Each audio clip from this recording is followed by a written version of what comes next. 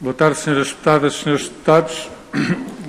Vamos iniciar a nossa reunião com a audição dos candidatos a eleger pela Assembleia da República ao Conselho Geral do Centro de Estudos Judiciários. Como candidatos para membros efetivos, a senhora doutora Ana Rita Gil e o senhor doutor António Agostinho Guedes, que nos acompanha via Skype e a quem eu darei a palavra em tempo oportuno. E como candidatos suplentes, o Sr. Dr. Carlos Carreño Proença e o Sr. Dr. Joaquim Manuel Freitas Rocha, que na impossibilidade de estar presente, contactou-me hoje de manhã, oferecendo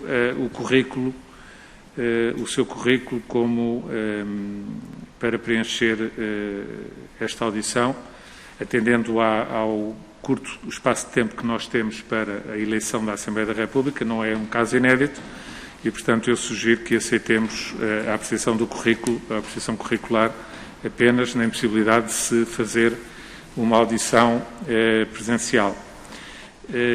Vamos então iniciar a nossa audição. Eu darei sucessivamente a palavra à senhora e aos senhores candidatos e depois farei uma ronda pelos grupos parlamentares. Tenho também algumas senhoras deputadas e senhores deputados por Skype, a quem eu darei a palavra também em tempo devido, e depois no final devolverei a palavra aos candidatos para prestarem os esclarecimentos que porventura sejam requeridos pelos senhores deputados.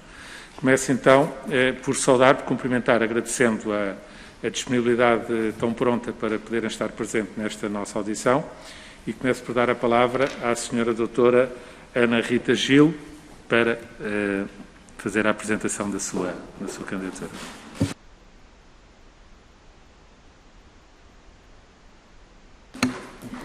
Muito boa tarde, Sr. Presidente, senhoras e senhores deputados. Começo naturalmente por cumprimentar todos os membros da Comissão, bem como os demais candidatos aqui presentes, e por expressar o meu profundo sentimento de honra em estar presente nesta Casa e ser hoje ouvida para as funções de membro efetivo do Conselho Geral do Centro de Estudos Judiciários.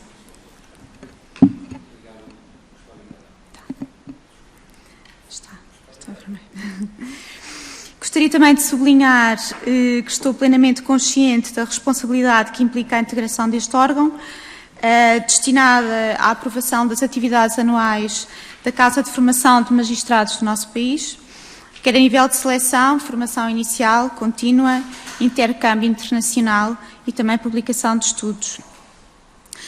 Eu distribuí aos senhores deputados a minha síntese curricular, onde menciono uma cooperação já antiga e assídua com o SES, desde membro do júri de ingresso a formador em diversas matérias, sobretudo naquelas que correspondem às minhas áreas de especialização, bem como na publicação de obras, como os e-books do SES, que se têm mostrado uma grande mais-valia na atividade dos nossos tribunais. Por fim, acerca de mim, apenas posso brevemente referir que, apesar de me identificar como académica, nas Universidades Nova de Lisboa, Católica, Coimbra e, a partir de setembro, como professora auxiliar em efetividade de funções na Universidade de Lisboa. Mantive sempre, contudo, uma ligação à prática da Justiça, tendo passado 8 anos no Gabinete de Juízes do Tribunal Constitucional e nos últimos 2 anos e meio no Gabinete da Senhora Provedora de Justiça, onde cooperei sobretudo com organismos internacionais em matéria de direitos humanos, Estado de Direito e prevenção da tortura. Muito agradeço, assim, a confiança deste órgão de soberania para me ouvir como candidata para o exercício destas funções. Muito obrigada. Muito obrigado, doutora. Dou agora a palavra ao Sr. Dr. António Agostinho Guedes, que presumo nos esteja a ouvir.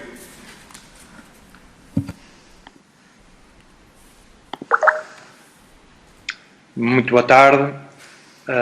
Não sei se me estão a ver, mas estamos a ouvi-lo e a vê-lo em condições. Boa tarde. Muito boa tarde. Bom, antes de mais nada, queria também cumprimentar todos os presentes. Queria agradecer em particular o facto de me terem permitido fazer esta audição à distância, uma vez que a deslocação a Lisboa, de facto, causar-me muitos problemas hoje. E dizer que, como já perceberam, já faço parte do Conselho Geral do SES há 8 anos, estão agora a cumprir-se 8 anos, e, portanto, o meu compromisso para este novo período, se for designado, se for eleito, será de ajudar a direção do SES a iniciar pelo menos um plano de reflexão estratégica sobre as finalidades e a missão do SES, que é um aspecto para o qual eu tenho já insistido junto do Sr. Diretor, do Dr. João Miguel, no sentido em que, sem querer naturalmente diminuir o excelente trabalho que tem sido feito por esta direção, ao nível particularmente da formação contínua dos magistrados, e eu achar que há um conjunto de questões para as quais o SES deve ter uma resposta e que são questões básicas relacionadas com a sua missão. E, portanto, eu vou continuar a insistir, já o fiz várias vezes, e se não conseguir que a direção faça esse, ou dê o pontapé de saída para essa reflexão estratégica, o que eu vou fazer é vou eu próprio fazer alguma reflexão e antes de acabar repito, for eleito, antes de acabar este mandato, espero conseguir entregar um documento simples, linear, uma coisa pequena, nada de muito complicado, com algumas das questões que eu acho que são mais importantes para a ação do SES e com algumas propostas de resposta a essas questões. Quanto, enfim, ao meu currículo, pois sou professor desde 1985, enfim, docente universitário, professor sou desde 2006. Tenho colaborado com uma sociedade de advogados, como na qualidade de consultor. Sou membro portanto, faço parte da lista de árbitros do Centro do Instituto de Arbitragem da Câmara de Comércio aqui do Porto, a Associação Comercial do Porto, e tenho já participado em várias arbitragens, portanto estou familiarizado com a função judicial, que aliás esta participação em arbitragens ajudou-me a compreender melhor o papel do magistrado e se calhar a ter até mais algum apreço por esse papel, por essa função. E, por outro lado, as minhas áreas de investigação são muito direito civil, mas também, ultimamente, tenho dedicado muito à metodologia jurídica e, portanto, tenho também a esperança de sensibilizar a direção do SES para a necessidade de promover algumas reflexões sobre as questões do método jurídico, uma vez que essas questões têm impacto ao nível jurídico-político também e, portanto, creio que vale a pena refletir um pouco sobre elas. Eu sei que em Portugal são poucas pessoas que escrevem sobre estas questões e normalmente escrevem para elas próprias, não escrevem para os outros, porque usam uma linguagem hermética e muitíssimo difícil, mas há formas de desconstruir, digamos assim, essa linguagem e de identificar as questões básicas que se apresentam ao magistrado, neste caso ao magistrado judicial, e de alguma forma obrigar o magistrado a consciencializar aquelas variáveis que muitas vezes estão presentes a nível inconsciente, mas não estão presentes, não são consciencializadas e, portanto, devem ser para serem evitadas ou para serem devidamente tidas em conta na decisão final. Portanto, basicamente é isto que me proponho fazer, no caso de vir a ser eleito pela Assembleia da República. E, naturalmente, desculpem, queria só acrescentar, naturalmente, que é para mim uma honra, já disse isto das outras 2 vezes em que estive aí na Assembleia da República, é para mim uma honra o desempenho destas funções, naturalmente. E era tudo. Muito obrigado, Sr. Doutor. Dou agora a palavra ao Sr. Dr. Carlos Carreño Proença. Muito obrigado, Sr. Presidente. Boa tarde a todos. Cumprimento todos os presentes, cumprimento o Sr. Presidente, cumprimento os Srs. Deputados, cumprimento os outros candidatos nesta audição. Em primeiro lugar, começaria por me apresentar. Eu também sou jurista de formação e, essencialmente, um académico. Lecionar é a minha principal atividade, se bem que depois também a concilio com a advocacia, não é? E, portanto, tem tido o cuidado de conciliar a vertente mais dogmática e mais teórica com a vertente prática. Sou licenciado, mestre e doutor em Direito e leciono na Universidade Autónoma e no Instituto Superior de Contabilidade e Administração de Lisboa. Foi com todo o gosto que recebi o convite para integrar os membros do Conselho Geral do SES, ainda que na qualidade de suplente. Já tive a honra e a oportunidade de integrar os júris de admissão ao Centro de Estudos Judiciários. Tenho perfeita consciência da importância da instituição de que estamos a falar. É nada mais, nada menos do que a instituição que admite os futuros magistrados do nosso país, que são um órgão de soberania. E da minha parte, portanto, aquilo que podem esperar é total disponibilidade para ajudar a instituição e o órgão a cumprir a sua missão e, naturalmente, fazê-lo de forma responsável e de forma também a ajudar a cumprir de forma digna essa missão. Muito obrigado. Muito obrigado, Sr. Doutor. Vamos agora dar a palavra aos grupos parlamentares, começando pelo Partido Socialista, o Sr. Deputado Francisco Oliveira.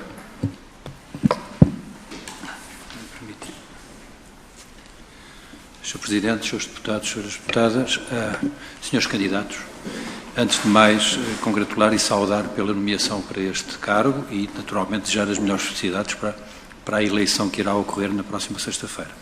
Pois, relativamente às questões que foram aqui referidas, eu passaria a falar relativamente à questão dos currículos e das notas biográficas.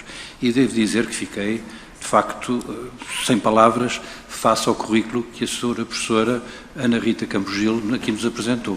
E, portanto, a variedade de matérias que já, de facto, teve em consideração é, de facto, impressionante. Devo dizer que realmente a leitura do seu currículo fala por si e fala bastante bem por si. Portanto, é difícil realmente fazer aqui qualquer reparo. Eu faria só aqui algumas referências. Fico com a ideia de que, de facto, a Sra. Professora essencialmente se debruça sobre questões de direitos humanos, refugiados, migrações, a violência doméstica, que é uma área também que gostaria realmente aqui de colocar uma questão, mas depois da leitura verificam-se aqui situações como, por exemplo, a Sra. Professora, neste caso, vem até fazer opúsculos sobre execução de decisões administrativas em direito canadiano. Fala aqui sobre uma formação que teve para o Provedor de Justiça da Turquia e, portanto, eu, de facto, com a leitura deste currículo, é realmente impressionante.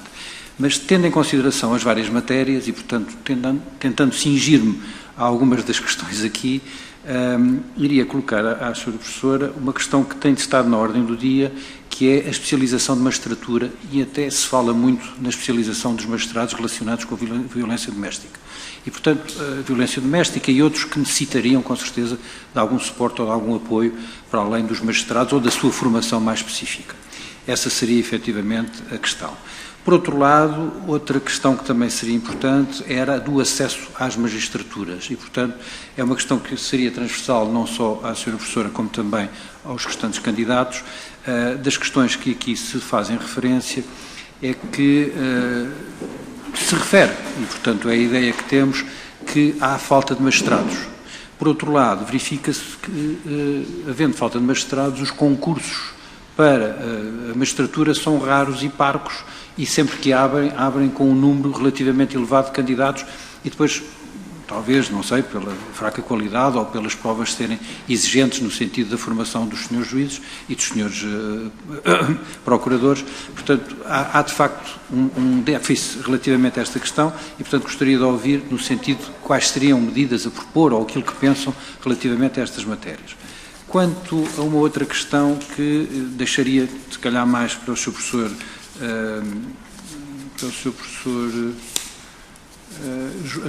António Guedes, que tem a ver com, como ele aqui refere, sendo árbitro no Instituto de Arbitragem Comercial, o que entende entre a questão da arbitragem e, muito particularmente, sobre os meios alternativos de resolução de litígios. E, portanto, isto face à questão do Tribunal Institucional. E o Tribunal Tradicional é também uma questão que tem vindo a ser debatida sobre o alargamento ou não alargamento destas áreas no que diz respeito aos meios alternativos de regulação. Depois, houve aqui uma outra questão, e aí deixaria também a questão para todos, que é a que tem a ver com uma regra que foi imposta há algum tempo, que já não existe, que era a obrigatoriedade dos candidatos à magistratura estarem pelo menos 3 anos após o curso. E há quem defenda, efetivamente, que isso seria importante porque havia mais uma experiência de vida, porque se dizia muitas vezes que os magistrados eram relativamente novos e não tinham experiência de vida para poderem julgar determinado tipo de situações, mas, por outro lado, verifica-se que a perda destes 3 anos leva a que muitos bons e possíveis candidatos tenham que enverdar por outras áreas e que mais tarde depois não regressem, de facto, aos cursos e, lá está, com a exiguidade com que os cursos são lançados, às vezes é difícil apanhar o que seria de bom. Portanto, gostaria também de vos ouvir, se possível, sobre estas matérias e aquilo que têm a referir e quais as posições que entenderia colocar. E já agora que o Sr. Professor António Conceição Guedes nos deu aqui indicação e nos deixou a porta aberta para dizer que há uma série de questões importantes que ele gostaria de ver plasmadas, deixaria aqui a pergunta de se nos pudesse vislumbrar aquilo que são as suas ideias ou as referências que deveria fazer face a essas novas medidas ou as medidas que pretende propor relativamente ao Conselho Geral e, neste caso, ao SES, no sentido de melhorar, com certeza, a formação e todas as outras matérias. Por outro lado, friso que, como disse a senhora professora, de facto, este órgão é um órgão que não é meramente consultivo, só tem portanto, uma linha que é pronunciar sobre a nomeação e renovação da Comissão do Sr. Diretor. Todas as outras matérias são deliberativas e, portanto, foco a importância que este Conselho terá e deixando, sem dúvida alguma, aqui as minhas felicidades para a vossa eleição, que eu penso que irá ocorrer na próxima sexta-feira e aguardando, efetivamente, pelo vosso trabalho e dedicação. Muito obrigado. Muito obrigado, Sr. Deputado. Dou agora a palavra ao Sr. Deputado Artur de Andrade. Sr. Presidente, caros e caros colegas, senhoras e senhores candidatos, é um gosto e uma honra ter a possibilidade de os conhecer pessoalmente. Da análise dos currículos ficamos muito positivamente impressionados. O Dr. Joaquim Rocha eu conheço desde os tempos de estudante, porque já eu era um jovem assistente na Portucalense e ia vir a visitar a minha namorada na altura e ele era colega e, portanto, conheço desde miúdo, sei das suas elevadas qualidades, compro os seus livros, leio sobre fiscalidade e, portanto, é com muito gosto e com muito agrado que o PSD acolhe este nome. O Sr. Carlos Proença fez-me lembrar aqui uma coisa que é também um elogio, de certa forma, sui generis. Não sei se se lembra, os menos novos, que o Porto Ferreira era anunciado uma fama que vem de longe. Alguém sabe lembrar disso. Porque no currículo vem logo a indicação de que foi o melhor aluno, ganhou o prémio do melhor aluno na licenciatura. Também é um bom sinal, ou seja, desde jovem também que nos anda a surpreender positivamente. O Sr. António Agostinho Guedes também consta do currículo a indicação de que desde 2012 que integra o órgão, portanto, é alguém com saber de experiência feito, que tem tido renovada a confiança, também é um sinal tranquilizador, e que nos deu indicação de que faz tensão de continuar a refletir e a sindicar e a avaliar a atuação do órgão e até da sua participação no mesmo. Quanto ao Sr. Doutor, eu não consigo resistir a lamentar que tenha feito a maldade de nos pôr a todos complexados, porque começámos a ler o currículo e logo à segunda ou terceira folha já a pensar, quando for grande também vou querer ser assim. Mas depois é aterrador, porque vai por aqui fora e ficamos completamente impressionados. Muito obrigado por estar disponível, tal como aos outros colegas, para terem disponibilidade para aceitarem prestar este serviço à causa da justiça e ao Estado de Direito. Depois, também no currículo do Sr. agradou-me as ligações ao direito da família e à proteção dos menores, que o meu colega, ilustre colega, já realçou alguns aspectos, mas eu gostaria também de sublinhar este. a preocupação com a proteção dos menores é algo que no PSD está a ser muito presente. Aliás, tem iniciativas recentes que têm a ver com isso, e a partir daqui eu colocava aos três algumas questões que têm a ver com o seguinte: em termos de avaliação da formação contínua, como é que avaliam o modo como está a acontecer a formação contínua e se acha que devia haver alterações, e na afirmativa, quais? Depois também, relativamente às áreas mais sensíveis, mais específicas, por exemplo, a proteção das vítimas, desde logo a título exemplificativo, no caso das vítimas de violência doméstica, que é uma matéria que justificadamente está nas bocas do mundo, pelas piores razões, e, portanto, há uma urgência, até em termos de paz social, de tratarmos esta matéria com especial cuidado, e precisamente a parte das crianças. A parte da proteção das crianças, penso que merece uma atenção muito específica e com o devido respeito que eu tenho pela magistratura, que é máximo, não podia ser maior. Penso que aqui há alguma coisa a fazer, e até mesmo ao nível da preparação. Portanto, não é só cada um caso individualmente, mas enquanto profissão, não é? E preparação para o exercício da mesma. Portanto, gostava de saber, nós, a PSD, o que é que pensam sobre isso, se não devia haver formação contínua durante o exercício das funções nestas áreas muito especificamente, e se entenderem também noutras quais, e no caso destes dois pontos que citámos exemplificativamente, se não deviam até constar do curso para ingresso, ou seja, se não devia haver já uma aposta muito forte na formação nestas áreas, atenta à sua necessidade e urgência, logo ainda antes do ingresso, ser quase um dos pontos a ponderar para efeitos do ingresso. E para não me alongar mais, no fundo eram estas as questões que nós gostávamos de ver apreciadas. Muito obrigado. Obrigado, Sr. Deputado. Eu não tenho mais pedidos de uso de pedidos de esclarecimento por parte de senhoras e senhores deputados, o que, no fundo, é bom sinal. E, portanto, ia dar a palavra de novo aos candidatos, começando precisamente pela senhora doutora Ana Rita Gil, a quem dou a palavra de imediato.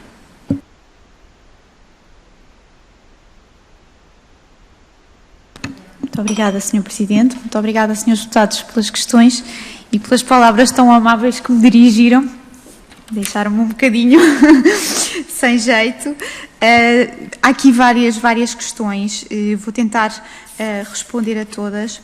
Umas que já mereceram alguma reflexão profunda minha, sobretudo porque nos últimos 2 anos e meio, nas minhas funções, tenho colaborado e dialogado com os organismos internacionais, nomeadamente no que toca à avaliação de Portugal relativamente ao cumprimento das convenções internacionais, sobretudo no âmbito das Nações Unidas. E, de facto, o treino, a formação dos magistrados é um tema muito recorrente no que toca às recomendações dos organismos internacionais. E, sobretudo, nestas dimensões que fomos falando.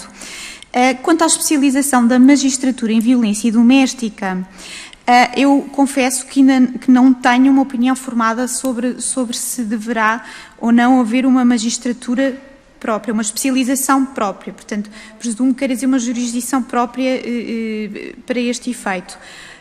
Considero, sim, que deve haver um treino e uma formação cada vez mais especializada, quer nos tribunais de justiça criminal, quer nos tribunais de família e crianças. Isso torna-se cada vez mais necessário porque são 2 áreas que estão entrecruzadas, nomeadamente quando falamos nas questões de divórcio e de regulação das responsabilidades parentais. Portanto, parece-me que estas 2 jurisdições têm que apostar muito na questão da violência de género. Quanto a outras especializações que notei que estão em falta ou que não se dá a devida atenção, e fazendo já aqui a ponto com a questão da proteção de menores, a proteção de menores, de momento, é dada, julgo que no curso de formação inicial, aos tribunais judiciais. Algo que nós temos insistido e que eu tenho insistido naquilo que escrevo, é que deve também ser dado aos tribunais administrativos e fiscais. E porquê? Estes tribunais viram, nos últimos anos, crescer imenso o número de processos em matéria de asilo e imigração. E estes processos são processos que dizem respeito a direitos humanos. Portanto, não são processos equiparáveis àquilo que tradicionalmente era o direito administrativo. Portanto, nós estamos a falar, por exemplo, de detenção de famílias, estamos a falar de processos de expulsão, estamos a falar de recusas de entrada no território, de recusas de pedido de asilo. E neste âmbito, não só uma formação em direitos humanos, em direito de asilo e imigração, que não existe, eu fui ontem confirmar, e de facto não existe essa cadeira, essa disciplina no curso de formação inicial, bem como, sobretudo, uma insistência no princípio do supremo interesse da criança. Porque o superior interesse da criança, de acordo com a Convenção dos Direitos da Criança, deve pautar a decisão, qualquer decisão que afete crianças, portanto, sejam elas de jurisdição administrativa, criminal, família, portanto, isto para mim é uma matéria transversal a todas a qualquer formação no âmbito da magistratura, a questão da proteção das crianças. Para os tribunais administrativos, falta, de acordo com aquilo que eu vi, no plano de formação inicial, a cadeira em Direito de Asilo e Imigração. Portanto, contratação pública, aquilo que pauta a contratação pública ou o direito do urbanismo não é de todo os mesmos princípios que pautam as questões de imigração e de asilo. Outra coisa que gostaria também de dizer é que me parece que falta um pouco uma aposta numa visão multinível do direito. Isto é, nós queremos formar juízes que não sejam meros técnicos aplicadores da lei, mas que consigam ver para além da lei, indo às fontes supralegais, nomeadamente a Constituição, obviamente, mas também as convenções internacionais de que Portugal é parte. Isto tem sido algo que tem sido muito reforçado a nível das recomendações a Portugal por parte dos organismos internacionais e que me parece de todo pertinente, nomeadamente se tivermos em conta a atividade imensa do Tribunal Europeu dos Direitos Humanos, que tem vindo a densificar cada vez mais os artigos que estão na Convenção, muito para lá da letra da Convenção, não é? Retirando muitas implicações que nós temos que ter em conta, porque podem implicar a condenação do Estado português. Portanto, isto tem que ser essencial, no meu entender, no que toca à formação das magistraturas. No que toca ao acesso às magistraturas e à falta de magistrados, eu confesso que não sei se nós temos falta de magistrados, se temos, isso é algo que terei que estudar mais aprofundadamente, se teremos falta de gestão e se isto se resolverá com mais magistrados ou se, por exemplo, uma figura híbrida que seria assessores de tribunais ou auxiliares que ajudem o juiz no âmbito da investigação. O que eu noto é que os juízes não têm tempo para investigar. Os juízes muitas vezes estão reduzidos ao despacho de expediente e eu trabalhei 8 anos no Tribunal Constitucional e senti isso, senti que os nossos recursos no próprio Tribunal Constitucional estavam limitados ao despacho de expediente e isto são matérias que não deveriam ocupar magistrados que tiveram uma formação aprofundada. No meu entender, o juiz deveria ser poupado para estudar, para refletir, para decidir e não para gastar 80% do seu tempo a mandar notificar, promover o que o Ministério Público pretende, que é aquilo que efetivamente na prática dos tribunais onde se gasta mais tempo. Portanto, de facto, não sei se o problema é de falta de magistrados em si, porque abrir também, isto é uma profissão e é uma função demasiado nobre para também querermos facilitar demasiado o ingresso. Isto entendido no sentido que não me parece que sejam tão poucos os magistrados que entram por ano, mas que podemos arranjar aqui outras formas de libertar os magistrados das tarefas que não são decisórias. E penso que é isto. Quanto à questão da proteção de crianças e jovens, como eu já disse, no meu entender, deveria constar em todas as jurisdições por causa da questão do superior interesse da criança, que é para qualquer tipo de decisão que afete criança. Portanto, tem que ser em todas as questões que sejam decisórias. A nível da prática dos nossos tribunais, nós, desde as recomendações do Comitê dos Direitos da Criança, separámos a Lei de Proteção de Crianças e Jovens em Perigo da Lei Tutelar Educativa. Aquilo a que eu tenho assistido é, por vezes, isto na prática, quando no âmbito do Mecanismo Nacional de Prevenção da Tortura vamos visitar os centros tutelares educativos e verifico que muitas das crianças, sinto que sejam mais crianças em perigo do que crianças. É muito difícil fazer essa distinção, é isso que eu sinto. Portanto, é preciso aqui equipas multidisciplinares de apoio aos tribunais, sobretudo, fortes, e que apoiam e que ajudem o juiz a decidir se, de facto, face à origem social das mesmas, se são efetivamente, entre aspas, crianças delinquentes, que infelizmente ainda é esse o termo usado, ou crianças em perigo e que estão a manifestar através do seu comportamento uma situação social de onde provém que seja problemática. Muito obrigada, Sr. Presidente. Muito obrigado, Sra. Doutora. Dou agora a palavra ao Sr. Doutor Agostinho Guedes.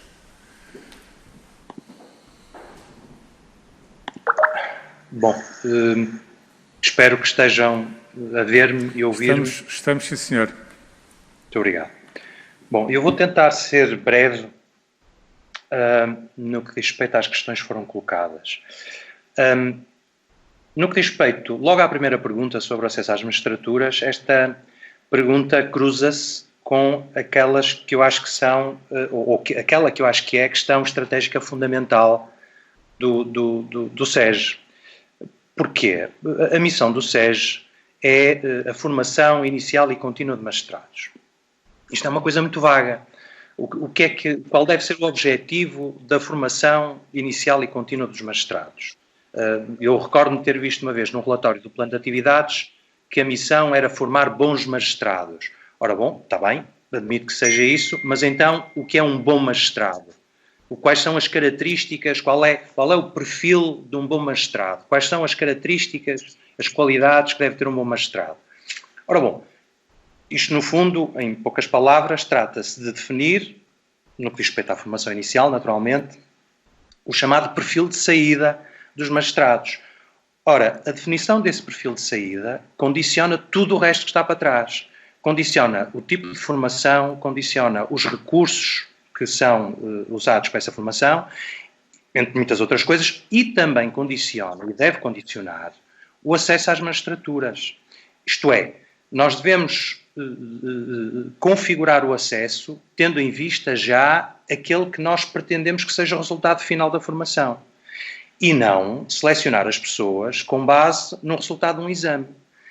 O que é estranho nisto tudo é que parece que está toda a gente de acordo que o método de seleção não é conveniente, ou pelo menos não é adequado, mas é este o método de seleção que é utilizado há uma data de anos e que não muda.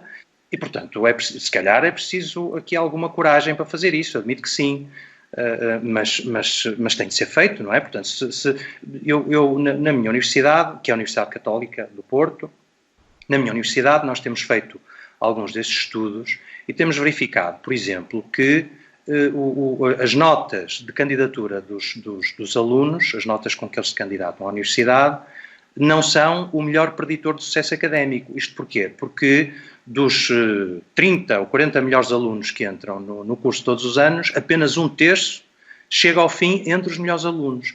Ora, eu tenho receio, suspeito, não tenho a certeza, e por isso é que eu tenho receio, que o mesmo se possa passar no caso do SES. Eu tenho receio que a forma de selecionar os candidatos não seja o melhor preditor, portanto, a nota obtida no exame de admissão não seja o melhor preditor para a qualidade desses magistrados. Isto porquê? Porque o exame mede apenas a qualidade técnica da pessoa e mede num determinado contexto, não é? Portanto, mede naquele momento. Não é? E um juiz não é muito mais do que isso. não é? A formação técnica é um requisito de base, mas não é o único requisito. É um requisito fundamental, sem dúvida, mas não é o único requisito. Não é? Há muitos outros requisitos tão importantes como este. E, portanto, respondendo à pergunta, tentando responder diretamente à pergunta, o que é que eu acho sobre o acesso às magistraturas, acho que ele deve ser pensado em função do perfil de saída dos magistrados. Isto relativamente à primeira pergunta. Relativamente à pergunta sobre os meios alternativos de resolução de litígios e, em particular, a arbitragem, e há outros, a mediação também. Bom, eu, sendo árbitro, a perspectiva que eu tenho é que é desejável que existam meios alternativos de resolução de litígios, por cima a arbitragem, nós estamos a falar de meios essencialmente facultativos. Eu sei que hoje em dia existem, pelo menos uma situação existe, de arbitragem necessária. Eu tenho as minhas dúvidas sobre, enfim, a constitucionalidade desta regra, mas a partir do momento em que o recurso à arbitragem é facultativo, portanto é um direito, que é uma faculdade, melhor, porque é preciso que ambas as partes sejam de acordo, portanto não é um direito, é uma faculdade, eu estou convencido que deve ser promovido e deve ser acarinhado. É evidente que há ainda muita desconfiança, estou a falar em particular aqui no Norte, aqui na região do Porto e Norte. Há muita desconfiança relativamente à arbitragem, porque há muito desconhecimento sobre o que é a arbitragem. Eu faço parte de uma tertúlia, faço parte no sentido em que participo numa tertúlia de advogados e académicos que se reúne regularmente para discutir temas da arbitragem, e uma das coisas em que nós estamos todos de acordo é que, de facto, há ainda muito desconhecimento e desse desconhecimento resulta também muita desconfiança. As pessoas têm ideias muito distorcidas sobre aquilo que é a arbitragem. Portanto, a seriedade, as pessoas devem perceber que os problemas que veem na arbitragem, que existem, já foram pensados por muitas pessoas e existem soluções para esses problemas. Portanto, eu vejo com os melhores olhos a possibilidade de recurso a estes meios alternativos de resolução de conflitos, nomeadamente a arbitragem, que aliás é protegida na nossa Constituição, equiparando-a de alguma forma à Justiça Estadual, portanto aos tribunais estaduais.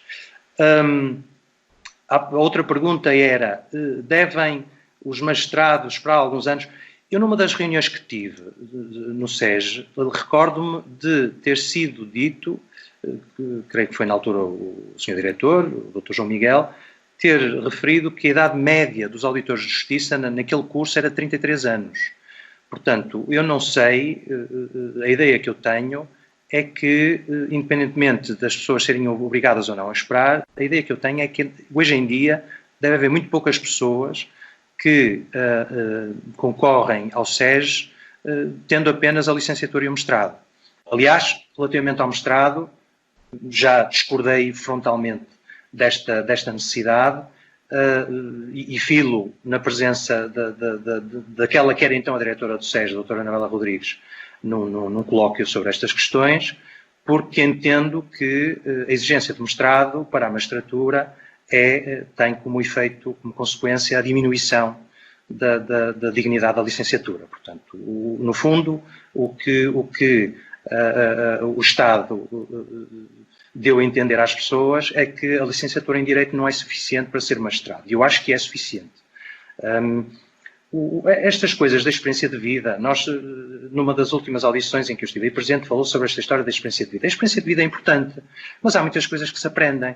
Não é? Há muitas coisas, particularmente as questões que têm que ver precisamente com aquelas variáveis que existem no consciente e no subconsciente dos juízes, de qualquer pessoa que tem que tomar uma decisão, e que devem ser trazidas ao nível consciente. E este exercício é um exercício que se aprende e que é tão ou mais importante que a experiência de vida. O bom senso, infelizmente, não existe, não pode ser vendido. E vai-se adquirindo, se calhar, com o tempo. Mas, se calhar, é possível acelerar esse conhecimento confrontando as pessoas com questões, com problemas, com casos reais, e a forma como foram resolvidos. Portanto, nós não temos apenas o processo de aprendizagem, ao contrário do que às vezes as pessoas parecem pensar, não tem de ser um processo de aprendizagem baseado apenas na experiência, não tem de ser apenas um processo empírico. Aliás, a existência de universidades e de estabelecimentos de ensino é justamente a negação disso, não é? Portanto, a transmissão do conhecimento estruturado é desde há muitos anos, a forma mais eficiente de transmissão de conhecimento.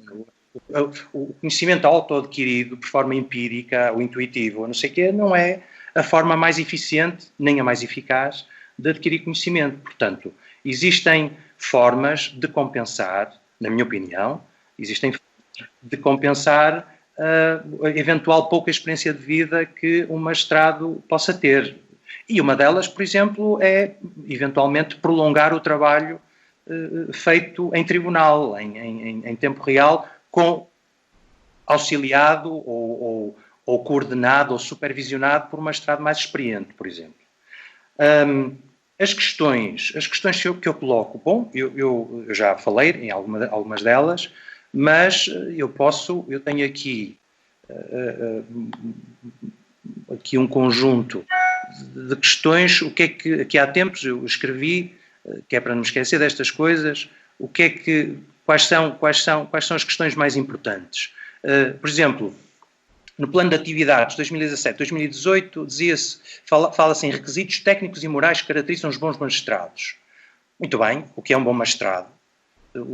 Que qualidades técnicas ou outras deve ter um bom magistrado? Quais são as características ou comportamentos que um bom magistrado deve evitar? O sistema de seleção dos auditores de justiça está em linha com esta ideia do bom magistrado? O sistema de avaliação corresponde a esta finalidade? O perfil dos docentes do SES permite a realização deste objetivo? Um bom magistrado judicial deve ter o mesmo perfil de um bom magistrado do Ministério Público? E eu acho que não, e portanto, se for esse o caso, o que é que deve o SES fazer para ir ao encontro das especificidades das suas carreiras? Em que medida é que o tipo de formação contínua levada a cabo responde às necessidades do que deve ser um bom magistrado, por exemplo? Não é? Portanto, estas são algumas das questões. Mas depois há questões ainda mais gerais, não é? Portanto, neste momento o SES parece estar a transformar-se numa espécie de academia das magistraturas. E eu não tenho nada contra isso, e até me parece ser uma boa ideia. Mas então devemos assumir isso completamente, não é? Devemos assumir a missão do SES como sendo a academia das magistraturas. Ora bom, mas essa definição, acaba por ter influência em aspectos operacionais. Por exemplo, a decisão de contratar docentes em tempo integral, como o SES já fez. Como é que se define o perfil dos docentes desejados sem antes ter definido o tipo de formação que se quer implementar? Não é? Os docentes contratados têm eles próprios a formação e as competências necessárias para evitar uma formação puramente académica? Não é? E eu digo isto porque mesmo entre os docentes universitários, de que eu faço parte e, portanto, contra mim falo, é vulgar encontrar pessoas que acham que ensinar é projetar diapositivos e debitar coisas que nós podemos ler nos livros, não é? Quais são os mecanismos que existem, se é que existem, para avaliar o desempenho destes docentes? Está o SES preparado para substituir os docentes que não estejam à altura da tarefa que lhes foi atribuída? Não é? Portanto, são estas algumas das questões que eu acho que têm de ser respondidas. Algumas destas questões o SES deveria responder na ponta da língua. Não é? Portanto, hoje, o que é um bom magistrado? Nós temos de saber isso. Eu sei, hoje em dia, ao fim de muito tempo, eu sei o que é que deve ser um bom advogado, por exemplo. Sei o que é que deve ser um bom estudante de Direito, por exemplo. Não é? Mas ainda continuo sem saber, ou pelo menos parece-me que o SES ainda continua sem saber, o que é que deve ser um bom magistrado judicial e o que é que deve ser um bom magistrado do Ministério Público. Como é que eu avalio a formação contínua? Bom, pois o problema é o mesmo, não é? Nós, para avaliar a formação contínua, nós temos de determinar se ela está em linha com os objetivos que devem presidir essa avaliação contínua. E para saber isso temos de saber quais são os objetivos. Não é? É evidente que há um objetivo de levar ao conhecimento dos magistrados um conjunto de matérias que, pela sua atualidade, pelas alterações legislativas que entretanto ocorrem, pela sua importância, devem ser objeto de ações de formação. Isso é evidente, parece-me evidente, e acho que nesse aspecto o SES tem feito um excelente trabalho, verdade se diga. Eu não quero, desculpem fazer aqui só um parênteses, eu estou a dizer estas coisas, mas eu não quero que isto seja entendido como uma crítica destrutiva ao trabalho que tem sido desenvolvido pelos sucessivos diretores do SES. Eu conheci apenas dois, que me recordo, o Dr. Pedro Barbas Homem, que na altura elaborou um plano estratégico, enfim, fez um exercício, na minha perspectiva era um exercício tímido de elaboração de um plano estratégico, mas que foi feito e que foi cumprido, mas que era suposto durar até 2014. Agora nós estamos em 2020 e de então para cá não aconteceu mais nada ao nível da reflexão estratégica. Portanto, eu não quero que isto seja visto como uma crítica negativa e destrutiva feita ao trabalho do Dr. João Miguel. Muito pelo contrário, o Dr. João Miguel tem feito um trabalho magnífico, o SES tem feito um trabalho que vai muito para além da formação de magistrados, da formação inicial e contínua dos magistrados. Eu recebo regularmente os e-books e os e-books eu tenho recebido, creio que em média, creio que um por mês, ou às vezes até mais, portanto que é uma atividade magnífica, fantástica, não é? Portanto, em temas da maior atualidade, por exemplo, na sequência da alteração, da introdução do Instituto Maior Acompanhado, rapidamente foi feito um e-book, preparado um e-book sobre essa matéria, que aliás eu utilizo com muita frequência. Recentemente, com a quantidade de legislação que foi sendo produzida na sequência da pandemia, o SES já vai, creio eu, na terceira edição de um e-book sobre essa legislação e, portanto, mais uma vez um trabalho muitíssimo meritório. Portanto, eu quero que fique bem claro que o trabalho desenvolvido pelo Dr. João Miguel é um trabalho meritório, é um trabalho excelente em muitos níveis. O que eu acho é que, se calhar, o Dr. João Miguel, o diretor do SES, independentemente de quem ele seja, tem um conjunto de preocupações do dia-a-dia que não são compatíveis com uma reflexão estratégica, porque o que me parece é que deve caber justamente ao Conselho Geral, às pessoas que compõem o Conselho Geral, fazer esta reflexão estratégica. Mas para isso é preciso que o próprio diretor, se calhar, lance esse desafio, não é? Portanto, é o único aspecto em que eu acho que é necessária a intervenção do diretor do SES. No resto, nós não podemos esperar que uma pessoa que está preocupada com os problemas do dia-a-dia consiga ainda ter tempo para fazer grandes reflexões estratégicas sobre os destinos do SES. Eu fui diretor da Escola de Direito do Porto da Universidade Católica e presidente do Conselho Científico durante 7 anos e bem vi como custa conciliar ou responder às solicitações, às urgências diárias, dos problemas que surgem todos os dias e ao mesmo tempo conseguir fazer exercícios de reflexão estratégica, que nós fizemos, apesar de tudo. Mas foi com a colaboração de todas as pessoas, com todos os docentes, até com os próprios alunos e com os funcionários da universidade. E foi um trabalho que durou 2 anos e que no fim deu origem a um documento que eu já não me recordo, mas tinha para aí 200 ou 300 páginas. Eu acho que é perfeitamente possível, no caso do SES, fazer este exercício, produzindo no fim um documento simples, escorreito, objetivo, uma coisa pequena, com 3 ou 4 eixos fundamentais que orientem a atividade do SES nos próximos anos. E pronto, e creio que respondi, espero eu, a todas as questões que me foram colocadas. Muito obrigado, Sr. Doutor. Assim foi. Dou agora a palavra ao Sr. Carlos Carreño Proença, para também, eventualmente, acrescentar uma ou outra coisa, se entender que... Muito obrigado, Sr. Presidente. De facto, olha, há muito pouco a acrescentar, porque devo começar por dizer que eu revejo-me em tudo o que os meus antecessores disseram, não é? Só acrescentar aqui 2 ideias, não é?